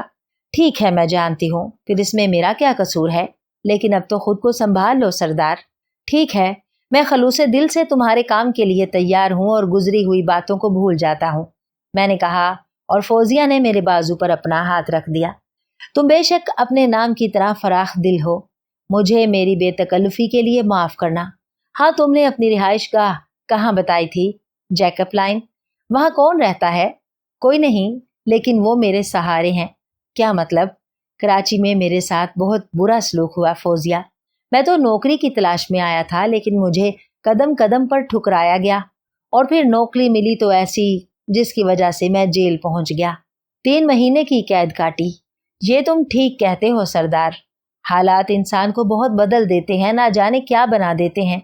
और अभी तो कुछ नहीं है, थोड़े अरसे के अंदर तुम जो कुछ बन जाओगे वो तुम्हारे ख्वाबो ख्याल में भी नहीं होगा। अब बाहर चलने के लिए तैयार हो? ठीक है, मैंने गर्दन हिला दी। मैं लिबास बदल आऊं? अभी आई। फौजिया बाहर निकल आई और फिर जब वो आई तो मैं उसे देखता रह गया। मर्दाना लिबास पहने हुए थी और बेहद हसीन नजर आ रही थी। उसके साथ कार में बैठते हुए मुझे अजीब लगा। बहरहाल कार इमारत से बाहर निकल गई। मैंने बाहर से भी इस इमारत को देखा। ये वो इमारत नहीं थी जिसमें मैं पहली बार आया था। गोया बेहोशी के आलम में मुझे किसी दूसरी इमारत में लाया गया था। फौजिया कार चला रही थी और कराची की सड़कें मुझे अजनबी लग रही थी। आज कराची को मैंने बहुत नए अंदाज से देखा था। हाँ, कार में बैठकर लोग इस खूबसूरत शहर को इसी तरह देखते होंगे। वाकई ये तो बड़ी हसीन जगह है, बशर्त ये कि इंसान मसाइब का शिकार ना हो। मसाइब की आंख और खुशहाली की आंख में कितना फ़र्क होता है। हम लोगों ने खूब सैर की। रात को एक होटल में खाना खाया, फिर एक फिल्म देखी और उसके बाद मैं वापस घर आ गए। बिलाशुबा ये कराची का नया रंग था और मेरी ज़िंदगी का भी। लेकिन न जाने आइंदा और कौन कौन से नए रंग मेरी ज़िंदगी में बिखरने वाले थे। मैं इन सारे रंगों को कबूल करने का फैसला कर चुका था। 5 दिन गुजर चुके थे मुझे उन लोगों के साथ रहते हुए। हर शाम फौजिया मेरे साथ सैर व तफरीह के लिए जाती थी। उसने मेरे लिए बेपनाह खरीदारी की थी। तकरीबन 2 दर्जन सूटों के कपड़े खरीदे गए थे, टाइयाँ, जूते, मोजे और ना जाने क्या क्या। इस दौरान मुझसे गयास के लिए एक खत भी लिखवाया गया था, जिसमें मैंने लिखा था कि अचानक एक ज़रूरी काम में मसरूफ़ हो गया हूँ, वो लोग फ़िक्रमंद ना हो, बहुत जल्द उनसे मुलाकात होगी। ये खत पोस्ट कर दिया गया। दिन रात सुकून से गुजर रहे थे, लेकिन ना जाने क्यों मेरे जहन में एक खलिश सी थी, एक अनोखी खलिश जिसे मैं कोई नाम नहीं दे सकता था। वो लोग तो गोया मेरे गुलाम बनकर रह गए थे। यहाँ के सारे मुलाजिम मेरे एक इशारे पर सब कुछ करने को तैयार रहते थे। सबकी यही आरजू होती थी कि मुझे ज्यादा से ज्यादा खुश रखा जाए, और उन सब की सिपा सलार एक तरह से फौजिया थी। मैंने फौजिया के अंदर भी कुछ खूबियां देखी थी। वो तसन्नो से पाक थी, नहायत साफ सुथरी गुफ्तगू करती थी। उसका अपना एक वकार था, और आहिस्ता आहिस्ता मैं इस माहौल में जम होता जा रहा था। लेकिन जब भी कभी दूसरों का ख्याल आता, बेचैनी की एक लहर सी उठती और मैं बेकल हो जाता था। एक शाम फौजिया मेरे साथ ड्राइव इन में फिल्म देख रही थी। हालांकि फिल्म खासी दिलचस्प थी। उसकी कहानी किसी कदर मेरी कहानी से मिलती जुलती थी, और इस बात ने मेरे ऊपर असर किया। मैं कुछ मुज़महिल सा हो गया था। सरदार, फौजिया ने शायद ये बात महसूस कर ली थी, और मैं चौंक पड़ा। मैंने उसकी तरफ देखा। हाँ, कहाँ खोए हुए हो? फौजिया ने पूछा। ओह, कोई खास बात नहीं, बस इस फिल्म की कहानी, मैंने उलझे हुए अंदाज से कहा। तुम्हारी कहानी से मिलती जुलती है। क्यों? फौजिया मुस्कुराकर बोली। लेकिन तुम परेशान क्यों हो? बस फौजिया, इसे एक जज्बाती बात भी कह सकती हो। लेकिन आखिर क्यों? क्या तुम मुझे अपने दिल की बात नहीं बता सकते? फौजिया ने महबूबाना अंदाज में कहा। मैंने उस वक्त उसके अंदाज में एक अजीब सी कैफियत महसूस की थी। यूं लग रहा था जैसे वो मुझसे बहुत कुछ कहना चाहती हो, और अक्सर मैंने महसूस किया था कि फौजिया का अंदाज बाजुकात बदल सा जाता है, लेकिन इस बात पर मैंने कभी तवज्जो नहीं दी थी। इस वक्त भी उसकी यही कैफियत थी। फौजिया, दरअसल बाजुकात मेरी कैफियत कुछ अजीब सी हो जाती हैं। मैंने संजीदगी से कहा। हाँ, मैंने कहा ना, मैंने अक्सर महसूस किया है सरदार। क्या ये गैर फितरी बात है? हरगिज नहीं। हर इंसान के जहन में बेशुमार ख्यालात जन्म लेते हैं, लेकिन सरदार, बाज बातें ऐसी होती हैं जो किसी अपने से कह दी जाती हैं, और अपने का तायुन करना वाकई बड़ा मुश्किल काम है। लेकिन अगर कोई खुद को पेश करे तो उसे ठुकराना नहीं चाहिए, फौजिया ने अपनायत से कहा। नहीं फौजिया, ठुकराने की तो कोई बात नहीं। तो फिर तुम मुझे अपने दिल की बातें क्यों नहीं बताते? ऐसी भी कोई बात नहीं है। मैं तो तुम्हें बहुत कुछ समझता हूँ फौजिया, मैंने कहा। मुझे यकीन नहीं है। क्यों? बस ऐसे ही। दरअसल इंसान अजीब हैसियत रखता है। कभी कभी वो हालात के तहत किसी से इस कदर नज़दीक हो जाता है कि उसका दिल चाहता है कि वो उसे अपना सब कुछ समझ ले। मैं भी इसी कैफियत का शिकार हूँ। सरदार, यकीन करो, इन सारी बातों से हटकर भी तुम्हारा एक खाका मेरे जहन में है जो ना जाने क्या है। फौजिया, तुम मेरी पूरी शख्सियत से वाकिफ हो? हाँ, क्यों नहीं, फौजिया ने जवाब दिया। तो फौजिया, तुम एक बात समझ लो। क्या? कराची में रहकर मुझे लोगों से थोड़ी बहुत वाकफियत जरूर हो गई है, लेकिन अब भी मैं दावे से नहीं कह सकता कि मैं बेहतर तौर पर इंसानों को समझने की सलाहियत हासिल कर चुका हूँ। ठीक है, तो फिर? फौजिया ने पूछा। मुझसे जो कुछ कहा करो साफ साफ कह दिया करो, मैंने कहा, और फौजिया गर्दन झुकाकर कुछ सोचने लगी। फिल्म की जानिब से उसकी तवज्जो भी हट गई थी। थोड़ी देर तक वो गर्दन झुकाई रही, फिर उसने निगाहें उठाकर मेरी तरफ देखा। मैं तुम्हें कैसे समझाऊं सरदार, वो आहिस्ता से बोली। क्यों? क्या कोई बहुत मुश्किल बात है? मैंने पूछा। फौजिया की तवज्जो फिल्म की जानिब अब बिल्कुल नहीं रही थी। वो किसी खास ख्याल में डूब गई थी। फिर उसने गर्दन हिलाई और बोली, हाँ तो कहो ना। सरदार, मैं ज़हनी तौर पर तुमसे बहुत मुतासिर हो गई हूँ। मैं नहीं जानती ऐसा क्यों हुआ। एक फ़र्ज़ मेरे सुपुर्द किया गया था। हम सब एक फ़र्ज़ के तहत काम कर रहे हैं, लेकिन बस दिल कमबख्त अजीबोगरीब खसूसियात का हामिल होता है। बाज़ औक़ात ऐसी उलझन में फंसा देता है कि इंसान कुछ भी नहीं कर सकता। हाँ फौजिया, इसमें कोई शक नहीं है। बस मैं यही कहना चाहती थी सरदार कि बाकी मामलात जो कुछ भी हों, लेकिन अगर कोई बात तुम्हारे जहन को मुतासिर करे और तुम ये सोचो कि इस मसले में तुम्हें किसी की ज़रूरत है तो खुदा के लिए मुझसे तकल्लुफ़ मत करना। तकल्लुफ़ कहाँ करता हूँ फौजिया? मैंने सवाल किया। नहीं, तुम दिल की बात कहने में हिचकिचाते हो। नहीं, ये सिर्फ तुम्हारा ख्याल है, मैंने जवाब दिया। तो फिर बताओ, इस फिल्म को देखकर तुम्हारे जहन में क्या ख्याल आया? बस यूं ही फौजिया, तुम जानती हो ज्यादा लोग मेरी जिंदगी से मुतालिक नहीं है।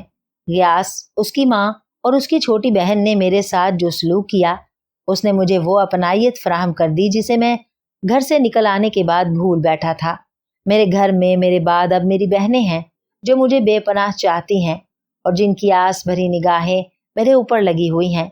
यकीन करो, जब उनका ख्याल आता है तो दिल बुरा कहने लगता है।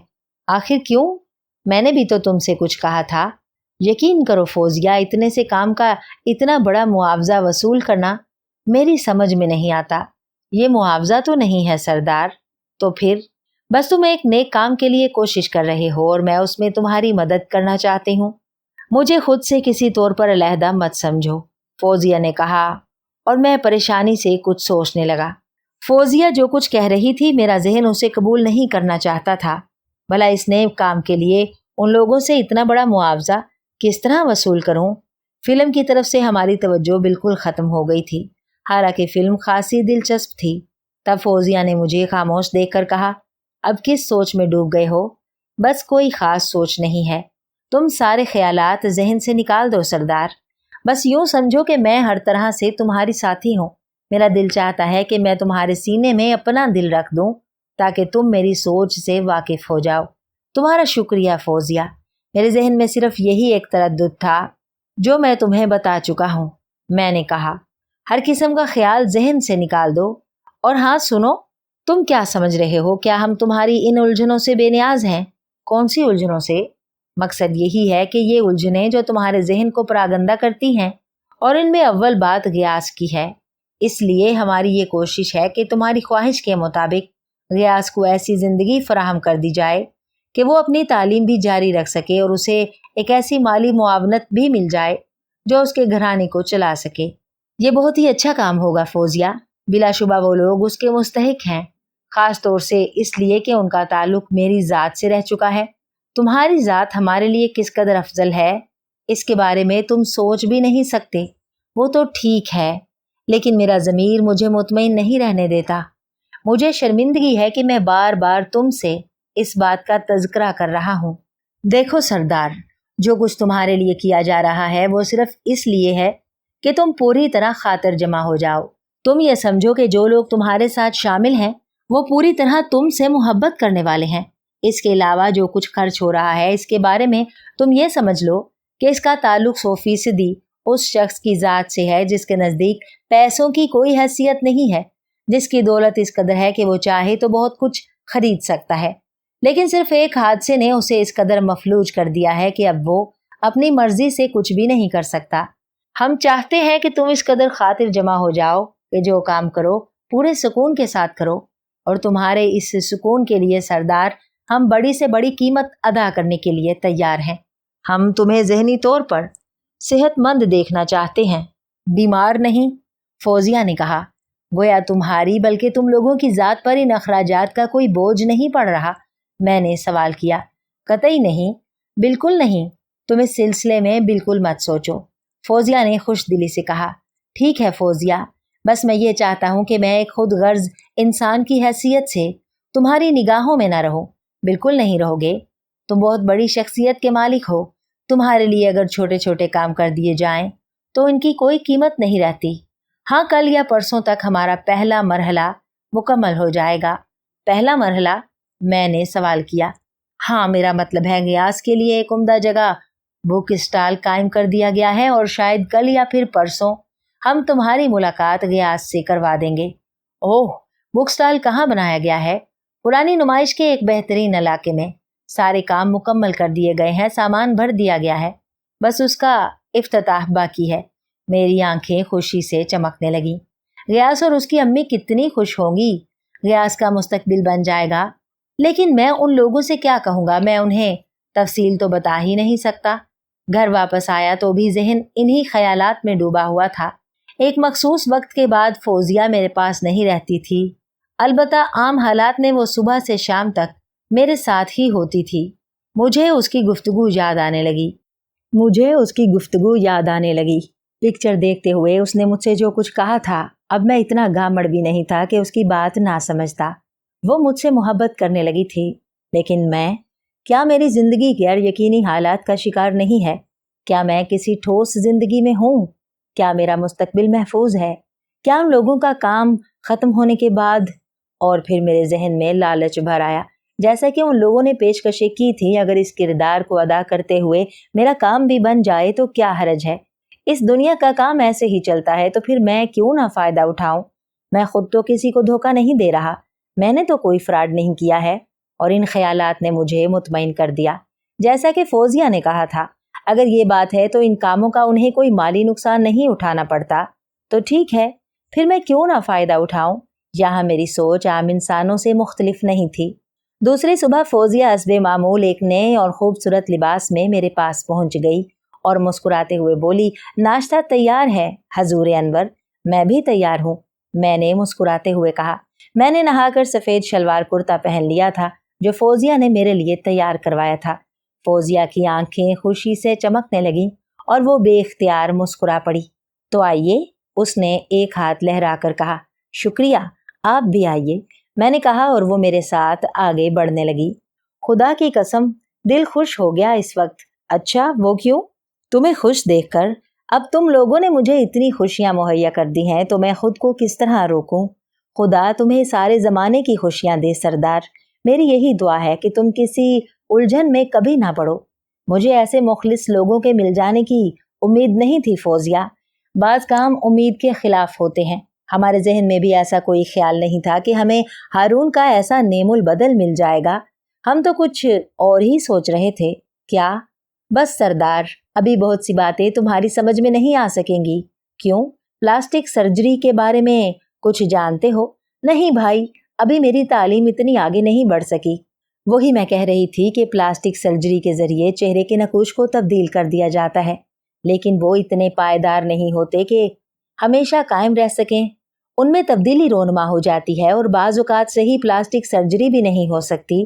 اس کے علاوہ اس ملک میں ممکن بھی نہیں تھا۔ مگر اس سے تمہاری کیا مراد ہے؟ میں نے پوچھا۔ وہی بتا رہی ہوں، ہم نے دادا جان کی حالت اس قدر خراب دیکھ کر یہ سوچا تھا کہ کسی نہ کسی شخص کے چہرے پر پلاسٹک سرجری کرا کے اسے ہارون کی شکل دے دی جائے۔ اول تو اس کام کے لیے کسی مناسب آدمی کا انتخاب ایک مشکل کام تھا۔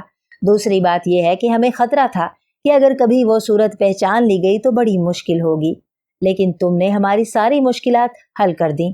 باہر صورت، حیرت کی بات ہے کہ میں ہارون صاحب سے اس قدر مشابہ نکلا۔ ہاں، اس میں کوئی شک نہیں۔ ہم میں سے جس کسی نے بھی تمہیں دیکھا یوں لگا جیسے ہارون ہمارے سامنے کھڑے ہوں۔ تو ٹھیک ہے، بلکہ مجھے خوشی ہے کہ میری ناچیز ذات تمہارے کسی کام آ سکی، میں نے کہا اور فوزیہ مسکرانے لگی۔ ناشتے کی میز پر بیٹھ کر ہم دونوں نے ناشتہ شروع کر دیا۔ ہمارے علاوہ اور کوئی تیسرا نہیں تھا اور عموماً نہیں ہوتا تھا۔ افضال صاحب وغیرہ کم ہی آتے تھے۔ دوسرے لوگ ملازم ٹائپ تھے۔ محمود اور شیراز کو بھی میں نے کبھی نہیں دیکھا تھا۔ گھر پر یوں سمجھا جائے کہ عام طور سے میری مائیت میں فوزیہ ہی رہتی تھی۔ چنانچہ ہم ناشتہ کرتے رہے۔ ناشتے کے دوران فوزیہ نے کہا، رات میں نے تم سے اسٹال کے بارے میں کچھ کہا تھا۔ ہاں، مجھے یاد ہے، میں نے یہ کہا تھا نا کہ یا تو کل یا پرسوں یہ انتظام مکمل ہو جائے گا۔ ہاں، میں نے جواب دیا۔ تو آپ کی اطلاع کے لیے یہ عرض ہے کہ آج آپ اس بک اسٹال کی چابی اور مالکانہ حقوق کے کاغذات اپنے عزیز ترین بھائی غیاث کے سپرد کر دیں گے، اور مجھے یقین ہے کہ آپ کو یہ سن کر بے پناہ خوشی ہوگی۔ کیوں، ٹھیک کہہ رہی ہوں نا؟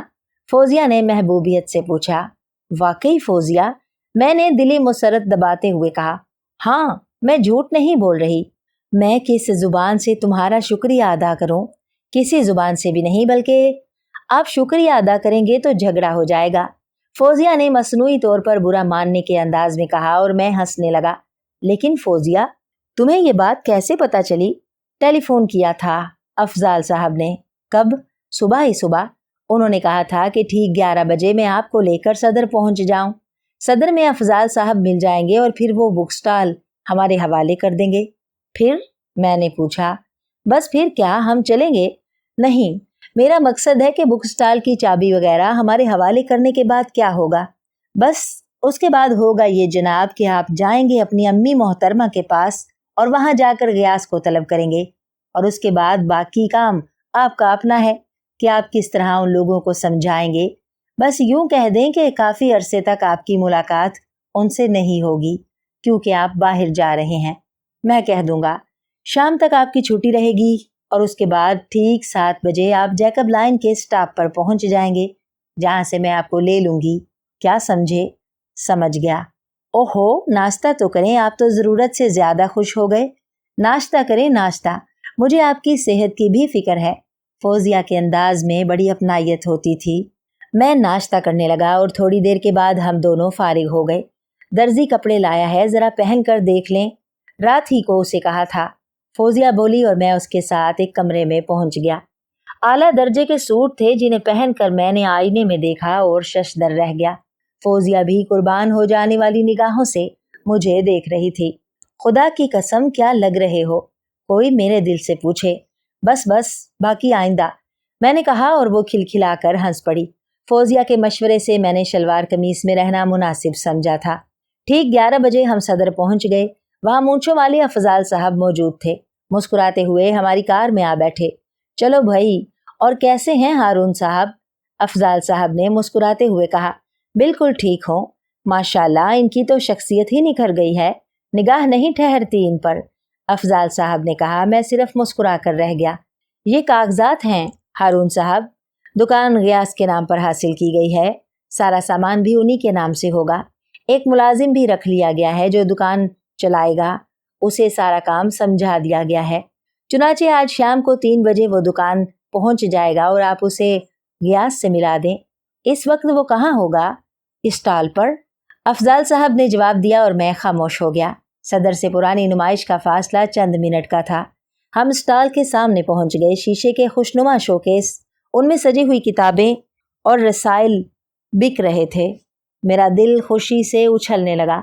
दुकान पर गयास बुक स्टोर लिखा हुआ था। मेरी गर्दन फरते ममनूनियत से झुक गई और हम तीनों नीचे उतर आए।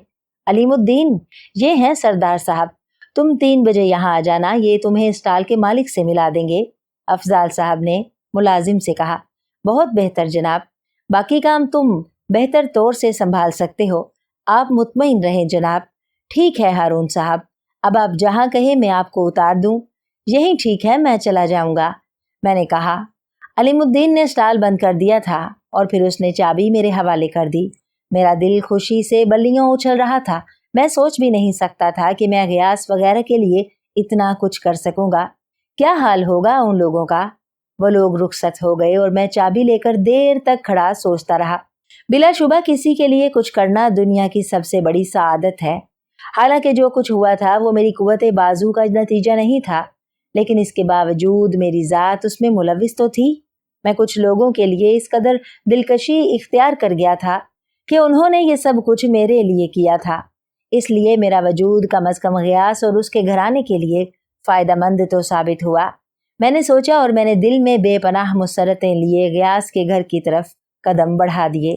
कई दिन के बाद इस तरफ आया था। जिन लोगों से शनासाई हो गई थी उन्होंने मोहब्बत से सलाम और दुआ की, खैरियत पूछी और मैंने उनमें से चंद खास लोगों को बताया कि मैं एक जरूरी काम से गया हुआ था। गयास के घर के दरवाजे पर पहुंचकर मैं एक लम्हे के लिए रुका और फिर अंदर दाखिल हो गया। सेहन में अम्मी रोशन के सर में तेल डाल रही थी। मुझे देखा तो उछलकर खड़ी हो गई। रोशन भी खुशी से चीख पड़ी थी। आहा, सरदार भैया आ गए। वो दौड़कर मुझसे लिपट गई। कहाँ चले गए थे? क्या हो गया था? उन्होंने आगे बढ़कर मुझे गले से लगा लिया और फिर बोली, क्या हम इस काबिल नहीं थे कि तुम हमें बताकर जाते? बड़ा ही कठिन वक्त गुजरा है हम पर, तुम्हें क्या मालूम गैर जो हुए। अम्मी मोहब्बत पर लहजे में शिकायत करने लगी। उनकी आंखें नम हो गई थीं। मैंने उन्हें सीने से लगा लिया। आप यकीन करें अम्मी, गैरियत की बात बिल्कुल गैर मुनासिब है, ऐसी कोई बात नहीं है। बस कुछ इत्तफाकात ऐसे ही पेश आ गए थे। क्या इत्तफाक पेश आ गया था? आखिर ऐसी कौन सी बात थी जो तुम घर पर बताए बगैर चले गए? अम्मी, गुस्सा थूक दें, खुदा की कसम मैं बिल्कुल मजबूरी की हालत में आपको इत्तला दिए बगैर चला गया था। और फिर कुछ सूरत-ए-हाल ऐसी थी कि मैंने ये बात बर्दाश्त कर ली कि आप मुझसे नाराज़ हो जाएं। हाँ हाँ ठीक है, ये बात बर्दाश्त कर ली और इस बात का एहसास ना हुआ कि मैं कितनी परेशान होंगी। मुझे पूरा पूरा एहसास था अम्मी, आपकी और गयास की परेशानी मेरे जहन में थी। तो फिर तू इस तरह क्यों चला गया? चला नहीं गया अम्मी, ले जाया गया था। क्या मतलब? अम्मी चौंक पड़ी। हाँ, आप अगर मुझे मोहलत दें तो मैं आपको सारी तफसीलात से आगाह कर दूं। लाए होगे कोई गढ़ के? अम्मी ने नाज भरे अंदाज में कहा, इस तरह जैसे कोई माँ अपने बेटे पर कर सकती है। नहीं अम्मी, आप मुझे बताइए, मैंने कभी आपसे झूठ बोला है? मैंने नहायत सादगी से अम्मी से पूछा। बोला तो नहीं, लेकिन अब बताओ क्या कहोगे? अम्मी, दरअसल मुझे कुछ ऐसे लोग मिल गए थे जिन्होंने मुझे एक बहुत अच्छी मुलाजमत की पेशकश की। ऐसी मुलाजमत अम्मी जो मेरी तकदीर बदल दे। मैंने कहा और अम्मी ने जल्दी से सवाल किया, अच्छा कहाँ मिल गए थे वो लोग? बस स्टोर में मिल गए थे। ना जाने उन्हें मेरी क्या बात पसंद आई कि उन्होंने मुझे ये पेशकश कर दी। फिर फिर वो मुझे अपने साथ ले गए, लेकिन मुझे नहीं मालूम था कि उनका काम इतना अहम और ज़रूरी है। अच्छा, तो साथ ले जाने के बाद उन्होंने तुम्हें घर से निकलने को भी मना कर दिया? ये बात नहीं है अम्मी, वो मुझे यहाँ से बाहर ले गए थे। काम इतना ही जल्दी और ज़रूरी का था कि मैं उन्हें फौरी तौर पर मना नहीं कर सका। सब कुछ जो हुआ मेरी लाइल्मी ही में हुआ। उन लोगों के लिए मैं वाकई इतनी ही अहमियत रखता था। मगर काम क्या है? कौन लोग हैं वो? अम्मी ने पूछा। बहुत अच्छे लोग हैं वो। यूं समझो अम्मी कि मेरी तकदीर खुल गई है। हमारी किस्मत ने बिल्कुल ही एक नया रुख इख्तियार किया है। ऐसा काम है जो मैं आसानी से कर सकता हूँ, और उसका मुआवजा अम्मी, आप सोच भी नहीं सकती कि मुझे उसका मुआवजा क्या मिल रहा है। ताज्जुब की बात है, आखिर ऐसा क्या काम है? बस अम्मी, सही तफसीलात तो मुझे खुद भी मालूम नहीं, लेकिन मैं उन लोगों के लिए बड़ी अहमियत इख्तियार कर गया हूँ और उन्होंने मुझे इतनी रकम एडवांस में दी है कि मैं सोच भी नहीं सकता था। ओहो, आखिर ऐसा क्या काम है? मेरी समझ में तो कुछ नहीं आता। बेटे, किसी गलत चक्कर में मत फंस जाना। ये दुनिया बड़ी खराब है। लोग नए नए तरीकों से सादा लोगों को बेवकूफ़ बनाते हैं। तुम तो यूं भी सीधे साधे और इंतहाई मासूम हो कि आसानी से किसी के भी जाल में फंस सकते हो। बस अम्मी, अगर आपकी दुआएं मेरे साथ हो तो मैं किसी भी जाल में ना फंस सकूंगा। बस आप ये दुआएं करें कि मैंने जिस मकसद के लिए इन लोगों के साथ शमूलियत इख्तियार की, वो मकसद पूरा हो जाए और मैं उसमें कामयाबी हासिल कर लूं। मेरी दुआएं तुम्हारे साथ हैं बेटे, मगर मैं तुम्हारे लिए फिक्रमंद हूँ। आखिर ऐसा कौन सा काम है जिसके लिए उन्होंने इतनी बड़ी रकूमात खर्च कर दी? और कितनी रकम दी है उन्होंने तुम्हें? बस अम्मी, क्या बताऊं, नकद तो मैंने उनसे थोड़े ही पैसे लिए हैं, लेकिन कुछ और काम कर लिया है। क्या? आओ बैठो। चाय पियोगे या खाना खाओगे? चाय भी पीऊंगा और उसके बाद खाना भी खाऊंगा, लेकिन गयास के साथ। तुम्हें नहीं मालूम गयास कितना परेशान हो रहा था? क्या कह रहा था?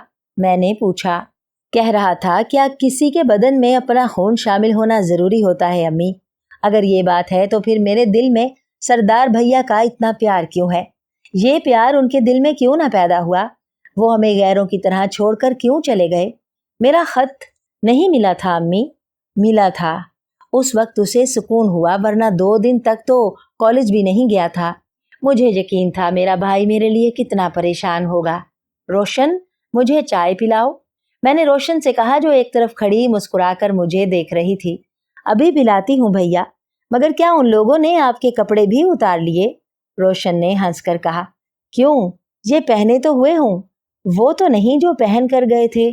ओहो, बहुत बातें करने लगी हो, जाओ चाय का पानी रखो। मैंने कहा। वैसे अम्मी, भैया इन कपड़ों में कितने अच्छे लग रहे हैं।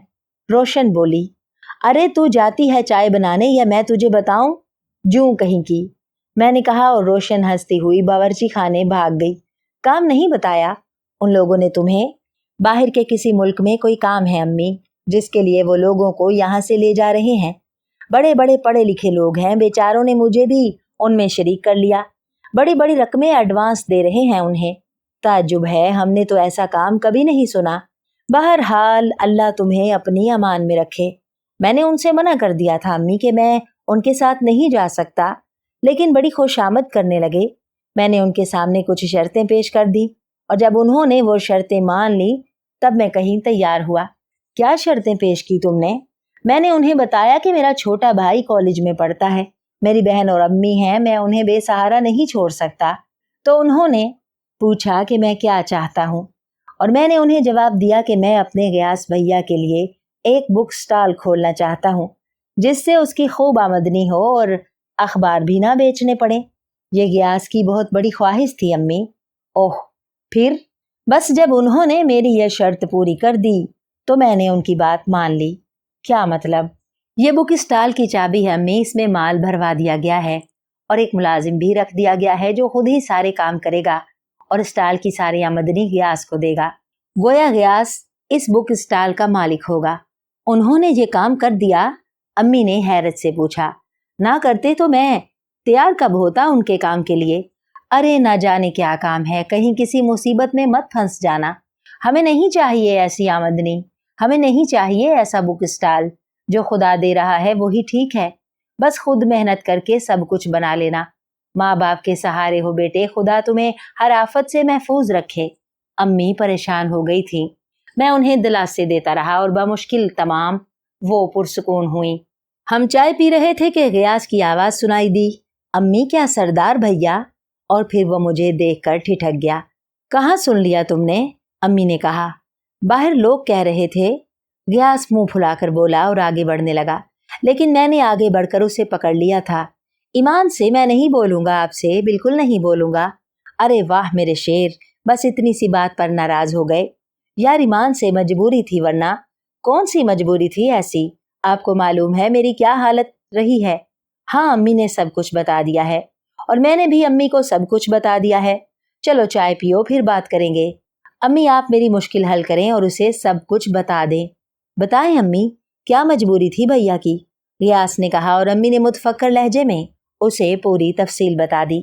अरे तो जो नुमाइश पर जो स्टॉल बना है वो मेरा नाम है? रियास के चेहरे पर एक लम्हे के लिए चमक उभरी और फिर मादूम हो गई। जी जनाब, आप उसके प्रोपराइटर हैं और ये कागजात मुलाहिजा फरमाएं। और गयास उन कागजात को देखने लगा, फिर गहरी सांस लेकर बोला, या तो फरिश्ते हैं या फिर बेहद चालाक इंसान। नहीं सरदार भैया, मुझे ये सौदा मंजूर नहीं। क्या मतलब? पहले इस बात की वजाहत हो जाए कि वो आपसे क्या काम लेना चाहते हैं, क्यों आपके लिए उन्होंने ये रकम खर्च की है। गयास, यकीन करो कोई गलत काम नहीं है, मैं मालूम कर चुका हूँ। खाक मालूम कर चुके हैं आप। इस दुनिया में इतने शरीफ लोग सिर्फ किताबों और अफसानों में पाए जाते हैं जो किसी की ख्वाहिश पूरी कर दें। जरूर वो आपसे कोई ऐसा काम लेना चाहते हैं जिसमें उन्हें लाखों का फायदा हो। उसके एवज उन्होंने ऐसी कोई बात नहीं है गयास। फिर भी जब तक मुझे इत्मीनान नहीं हो जाएगा मैं ये सब कुछ कबूल नहीं करूंगा। मैं आपको किसी उलझन में नहीं फंसने दूंगा। आप हमारे लिए ये सब कुछ कर जाएं और खुद मुसीबत में गिरफ्तार हो जाएं। अब मैं इतना भी बेवकूफ नहीं हूँ। बड़ी मुश्किल से मैं गयास और अम्मी को राजी कर सका। गयास किसी तौर मुतमईन नहीं हो रहा था। मैंने जब उससे कहा कि अगर कोई गलत बात हुई तो मैं आसानी से उन्हें छोड़कर आ जाऊंगा, तब वो राजी हो गए। फिर अम्मी खाना बनाने में मसरूफ हो गई। मैं और गयास बातें करने लगे थे। गयास अभी तक मुतमईन नहीं हो सका था। वो सोच रहा था कि उसमें इन लोगों की कोई चाल जरूर है। देख लेंगे गयास, अगर कोई गड़बड़ हुई तो मैं भी मोम का बना हुआ नहीं हूँ, मैं उनके जाल से निकल आऊंगा। उन्होंने ये भी नहीं बताया कि वो तुम्हें कहाँ ले जाएंगे। अभी नहीं बताया, लेकिन जाहिर है ले जाने से पहले तो बताएंगे और मैं तुम्हें बता दूंगा। तो तुम अब उनके पास कब जाओगे? शाम को। आज यहाँ नहीं रहोगे? नहीं, मैं वादा करके आया हूँ, ठीक 3 बजे तुम बुक स्टॉल खोल लोगे। वो शख्स जो बुक स्टॉल का मुलाजिम है उसका नाम अलीमुद्दीन है। अभी हम उससे ये बात मालूम कर लेंगे कि उसको तनख्वाह क्या तय की गई है और उसके बाद गयास तुम बुक स्टॉल का चार्ज संभाल लोगे। तुम इस तरह किया करना कि अलीमुद्दीन उस वक्त तक जब तक तुम कॉलेज से वापस ना आओगे बुक स्टॉल की देखभाल किया करेगा। उसे गालबन सारा काम आता है। फिर तुम जब तक चाहो रहना, वरना काम उसके सुपुर्द करके आ जाया करना। क्या वो उनका अपना आदमी है? पता नहीं, मेरा ख्याल है ऐसी कोई बात नहीं है। उन्हें इन तमाम बातों से कोई दिलचस्पी नहीं है। बस उन्होंने तो मेरी फरमाइश पर ये सब कुछ कर दिया है। ٹھیک ہے, جیسا تم کہوگے بھیا, لیکن بک اسٹال کی آمدنی کا کیا ہوگا؟ ہوگا کیا, تمہارے امی اور روشن کے کام آئے گی. مجھے اس سے اختلاف ہے. امی نے باورچی خانے سے ہانک لگائی. وہ کھانا نکال کر لا رہی تھی. انہوں نے کھانا ہمارے سامنے رکھا اور دوبارہ بولیں, مجھے اس سے بالکل اختلاف ہے. کیوں امی؟ میں نے پوچھا. اور ان کا کیا کرو گے جو گاؤں میں تمہارے منتظر ہیں؟ ان کا حق میں نہیں چھین سکتی. یہ جو بھی ہو رہا ہے اس میں ان کا پورا پورا حق ہے. یہ بات میں کہہ دیتی ہوں. امی دیکھیے, جب میں نے یہاں کے لیے یہ سب کچھ کیا ہے تو کیا آپ کے خیال میں اپنی بہنوں اور ابا کو بھول گیا ہوں گا؟ ایسی بات نہیں ہے امی, آپ ان کا پتہ اپنے پاس رکھ لیں. اگر میں یہاں موجود نہ ہوں تو آپ جا کر معلوم کر لیں. وہ لوگ یقیناً عیش و عشرت سے رہیں گے.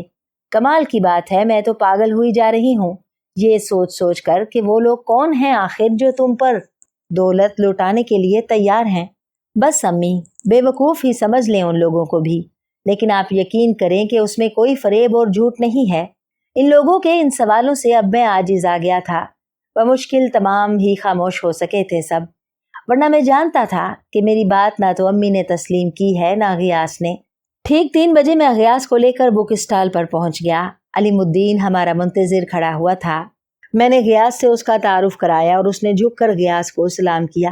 یہ تمہارے بک اسٹال کے مالک ہیں علیم الدین؟ اور غیاث, یہ علیم الدین ہے جو دکان کا سارا کام سنبھالیں گے. تم ان سے ہر کام کی تفصیل معلوم کر سکتے ہو. آمدنی یہ تمہارے حوالے کر کے جایا کریں گے اور جس چیز کی ضرورت ہوگی لے آیا کریں گے.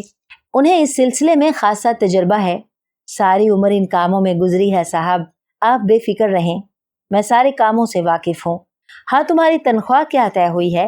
صاحب 700 روپے ماہوار, اور ہر سال اس میں 100 روپے کا اضافہ, لیکن اس شکل میں جب میں 1000 روپے کا منافع آمدنی میں کر کے دکھاؤں. ٹھیک ہے, میں نے غیاث سے کہا, اور غیاث نے بھی گردن ہلا دی. وہ اس بک اسٹال کو دیکھ کر ششدر رہ گیا تھا. اندازاً اس میں 40-50 ہزار کا تو صرف سامان بھرا ہوا تھا.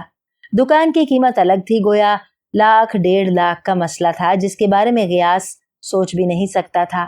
میں خود بھی ان تمام چیزوں کو دیکھ کر حیران رہ گیا تھا. بہر صورت مجھے فوزیہ کی بات یاد آ گئی تھی. علیم الدین نے بک اسٹال کھول لیا.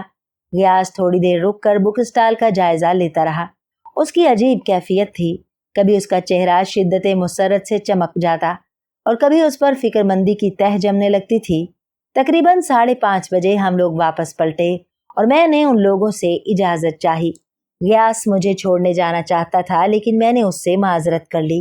نہیں غیاث بھیا, میں چلا جاؤں گا, تم کسی بات پر توجہ مت دو. گویا میں تمہیں چھوڑنے بھی نہ جاؤں, غیاث نے کہا. نہیں, اس کی ضرورت نہیں ہے, نہ ہی وہ لوگ یہ بات پسند کریں گے کیونکہ اس سے عدم اعتماد کا اظہار ہوتا ہے. کمال کی بات ہے. ٹھیک ہے بھیا, جیسی آپ کی مرضی, لیکن اب کب ملاقات ہوگی؟ خط تو تمہیں لکھتا ہی رہوں گا غیاث, اور تمہاری خیریت بھی معلوم کرتا رہوں گا. اللہ نہ کرے اگر تم کسی تکلیف میں مبتلا ہوئے تو میں قطعی تم سے دور نہ ہوں گا. بمشکل تمام میں نے غیاث اور امی کو سمجھایا اور پھر 7:15 بجے بس اسٹاپ کی طرف چل پڑا. ابھی 7:15 نہیں بجے تھے, لیکن میں نے دور ہی سے فوزیہ کی کار دیکھ لی تھی. میں اس کار کے قریب پہنچ گیا.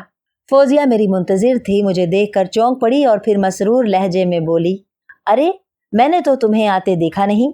میں وقت سے کچھ پہلے ہی پہنچ گیا ہوں فوزیہ. بہت بہت شکریہ جناب کا. ویسے میں ٹھیک 7 بجے پہنچ گئی تھی. اس نے اپنے برابر کا دروازہ کھول دیا اور میں اندر بیٹھ گیا. کار سٹارٹ ہو کر چل پڑی. رخ گھر کی ہی طرف تھا. کیسا رہا؟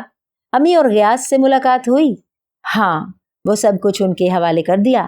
ہاں فوزیہ, لیکن یقین کرو وہ مخلص لوگ اتنا کچھ مل جانے سے خوش نہیں تھے, بلکہ متفکر تھے کہ آخر وہ کون لوگ ہیں جو میرے لیے اتنا کچھ کر رہے ہیں. آخر ان کا مقصد کیا ہے؟ تم نے کیا جواب دیا؟ فوزیہ کسی قدر گھبرا کر بولی. کیوں, کیا تمہارے خیال میں انہیں حقیقت بتا دیتا؟ نہیں, میں بس پوچھ رہی ہوں. میں ان لوگوں سے اتنا ہی مخلص ہوں فوزیہ جتنا وہ مجھ سے, لیکن میں وعدہ خلافی کا عادی نہیں ہوں. تم سے جو وعدہ کیا ہے وہ اپنی جگہ ہے. میں کبھی کسی کو حقیقت نہیں بتاؤں گا. میں تمہارے ظرف کی قائل ہوں سردار. نہ صرف میں بلکہ افضال صاحب اور دوسرے بھی. ہاں فوزیہ, میں ایک معمولی انسان ہوں, لیکن وفاداریاں نبھانا جانتا ہوں. तुम यकीन करो हमारी ज़ात से भी तुम्हें कोई तकलीफ ना पहुंचेगी। पहले हम तुम्हें मुतमईन कर देंगे, उसके बाद हम तुमसे अपने काम के लिए कहेंगे। अब तुम इस तरफ से मुतमईन हो गए? हाँ, तुम्हारा शुक्रिया। ठीक है, आज तुमसे दूसरे मामले पर बात होगी। दूसरा मामला? मैंने सवाल किया।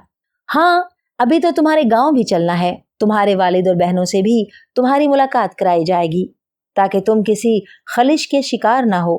क्या मतलब? ये अफजाल साहब का मंसूबा है। दरअसल अफजाल साहब तुमसे बड़ी तवक्कुआत वाबस्ता कर चुके हैं। तो फिर उनका ख्याल है कि जब तुम अपने घर और दूसरी चीज़ों की तरफ से मुतमईन हो गए तो ज़्यादा दिलजमई से हमारे काम की तरफ तवज्जो दोगे। मैं अब भी तैयार हूँ और तुम मेरे अमल में कोई कोताही नहीं पाओगी। मैंने कहा, मुझे यकीन है, लेकिन यहाँ तो एक दूसरे के लिए तैयार की बात है। अफजाल साहब तुमसे इतने खुश हैं कि बयान से बाहर है। वो तुम्हारी ज़रूरत की हर सहूलत मुहैया कर देना चाहते हैं, लेकिन मैं तुम्हारे इन एहसानात का बोझ किस तरह उठाऊंगा फौजिया? कोई एहसान नहीं है, बस तुम हमारे बल्कि उनके काम आ रहे हो और वो तुम्हारे काम। किसी का किसी पर कोई एहसान नहीं है, लेकिन अब तक तो सिर्फ तुम लोग। मैंने जुमला अधूरा छोड़ दिया। ओह, छोड़ो इन बातों को। हाँ, ये बताओ तुम खुश हो? हाँ फौजिया, बहुत खुश। कम अज कम उन लोगों को जिंदगी गुजारने का सहारा मिल गया। तुम यकीन करो सरदार, जिंदगी भर तुम इन लोगों की मदद करते रहोगे तो किसी को एतराज नहीं होगा। फौजिया ने कार अमारत में दाखिल कर दी और फिर हम दोनों उतरकर अंदर आ गए। अमारत में हस्बे मामूल हमारे अलावा और कोई नहीं था। बैठो, फौजिया ने कहा और मैं उसके सामने पड़ी एक कुर्सी पर बैठ गया। कल यहाँ एक खातून आई हैं। कौन है? मैंने सवाल किया। देखा तो मैंने भी नहीं है, लेकिन मिस ग्रेस के नाम से मशहूर हैं। तुम्हें एक दिक्कत पेश आएगी सरदार। वो क्या? अब इस घर में तुम्हें हारून के नाम से ही मुखातिब किया जाएगा। ये जरूरी है। मिस ग्रेस को ये बात नहीं मालूम होनी चाहिए कि तुम सरदार हो, हारून नहीं। ठीक है, इसमें दिक्कत की क्या बात है? तुम्हें उलझन नहीं होगी? उलझन क्यों होगी? जाहिर है आइंदा मुझे इस नाम से जिंदगी बसर करनी है। अच्छा है, वक्त से पहले आदत पड़ जाए। इसके अलावा मिस ग्रेस तुम्हारी तरबियत भी करेंगी, तुम्हें अंग्रेजी बोलना सिखाएंगी और गैर मुल्की आदाब से वाकिफ कराएंगी। ये क्यों? क्योंकि सारी चीज़ें तुम्हारी आइंदा जिंदगी के लिए बहुत ज़रूरी हैं। जाहिर है तुमने यूरोप में ज़िंदगी गुजारी है, जहाँ के आदाब व इखलाक से वाकफियत भी ज़रूरी है। ओह ठीक है, लेकिन मुझे दिक्कत तो नहीं होगी?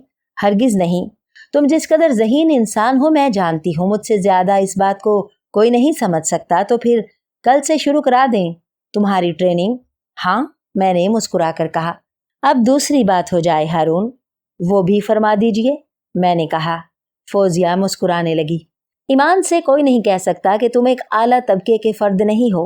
मैं तो तुम्हें देख देख कर मुसरत से दीवानी हो जाती हूँ। खुद को संभालिए मोहतरमा। क्या फ़ायदा? फ़ायदा तो बहुत कुछ है, ये बाद ही में पता चलेगा। फौजिया ने मायने खेज अंदाज में मुस्कुराते हुए कहा। ओह ठीक है, ठीक है, मुझे भी सब कुछ मालूम करने की जल्दी नहीं है। हाँ, वो दूसरी बात क्या है? वो हारून, अब गांव कब चलोगे? फौजिया, मैंने संजीदा लहजे में कहा, तुम लोग अब मेरे साथ इतना भी ना करो कि मैं शर्मिंदगी से गर्दन भी ना उठा सकूं। क्या मतलब है जनाब का? तुम मेरे लिए इतना कर चुकी हो फौजिया कि सख्त शर्मिंदगी है। मुआवजा लेकर तो कोई भी किसी के लिए काम कर सकता है। मैंने क्या नेकी की? बस अब मैं कुछ नहीं चाहता। इस काम को अंजाम देने के बाद मैं उन लोगों के लिए कुछ भी कर लूंगा। जी नहीं, मैं आपसे पहले भी कह चुकी हूँ कि अब कोई उलझन आपकी तन्हा उलझन नहीं है। मैं बराबर की शरीक हूँ। न सिर्फ मैं बल्कि दूसरे भी। हम तुम्हारे किसी भी काम को अपना काम समझते हैं और ये तय कर लिया गया है कि जब तक तुम बिल्कुल पुरसकून ना हो जाओगे और इस बात का ऐलान ना करोगे कि तुम्हारे जहन में कोई उलझन, कोई तरद्दुद नहीं है, तुम्हें अपनी किसी बात के लिए आमादा नहीं किया जाएगा। बड़ी हैरत अंगेज बात है।